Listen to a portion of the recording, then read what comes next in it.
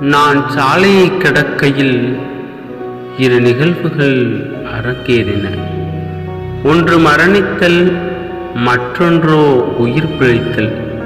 சாலையை கடக்க நான் தயாராயிருந்தேன்.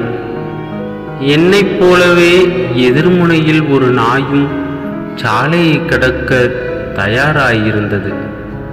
ஒரு வழியாய் நேரெதிரே சாலையை கடந்து செல்ல அடியெடுத்தோம்.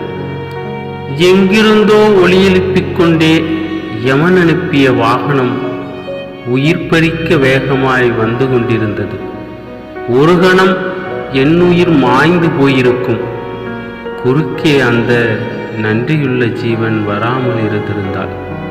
அந்த நாயின் கருணையால் அன்று நான் உயிர் பிழைத்தேன். இரத்த வெள்ளத்தில் கொஞ்சம் கொஞ்சமாக உயிர் பிரிந்து கொண்டிருந்தது.